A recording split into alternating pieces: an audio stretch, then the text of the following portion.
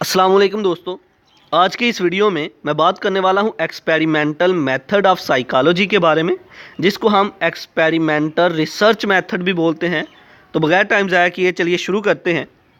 Experimental method of psychology, जैसा कि नाम से पता चल रहा है, एक्सपेरिमेंटल मतलब किसी एक्सपेरिमेंट से निकली हुई कोई चीज़। अब ये एक्सपेरिमेंट क्यों किया जाता है? किसी चीज़ के बारे में नॉलेज गेन करने के लिए, किसी चीज़ के बारे में जानने के लिए। ओके, तो एक्सपेरिमेंट क्या है? एक इन्वेस्टिगेशन है। किस लिए? नॉलेज गेन करने के लिए। अब इसका तो पता चल गया।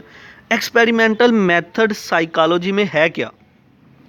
फॉर एग्जांपल, आप अपनी एक शॉप बना के बैठे हुए, एक दुकान है आपकी, एक शॉप है, वहाँ पर कुछ चीज़ें सेल करते हो आप, ठीक है, प्रोडक्ट को सेल कर रहे हो।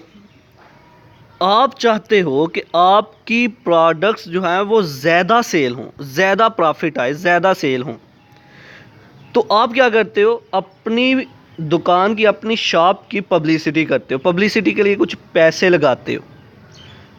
एक चीज़ पे आप पैसे लगा रहे हो और दूसरी चीज़ की तरफ से आपको प्रॉफिट आ रहा है। मतलब ये कि एक चीज़ दूसरी चीज़ पर अफेक्ट कर रही है।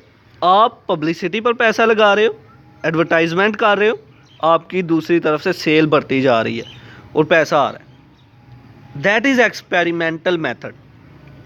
एक्सपेरिमेंटल मेथड ये कहता है कि अगर एक वेरिएबल को चेंज करें तो दूसरा वेरिएबल जो है उस पर भी अफेक्ट पड़ता है, दूसरा वेरिएबल भी चेंज होता है।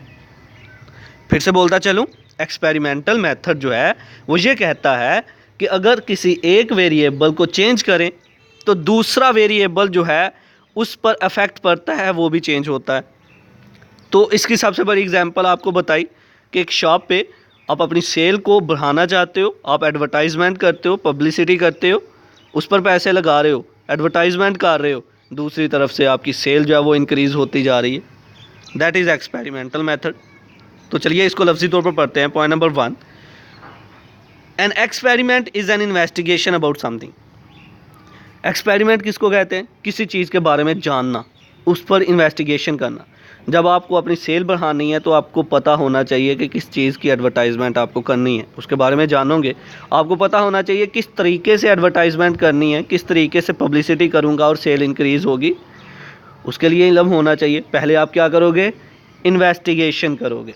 इन्वेस्टिगेशन के बाद आप अपना नेक्स्ट काम करोगे। पॉइंट नंबर 2 पे देखें, the experimental method involves manipulating one variable to determine if changes in one variable causes changes in another variable.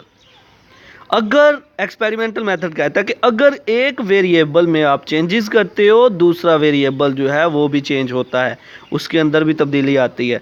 आपने सेल को बढ़ाने के लिए एडवर्टाइजमेंट जो है वो इंक्रीज़ किया, अपनी पब्लिसिटी की, उस पर चेंजेस कर रहे हो, सेल खुद ब खुद इंक्रीज़ हो रही है। Okay, number 3, this method relies on control method. ये मेथड जो है ये कंट्रोल मेथड पर रिलाइज करता है।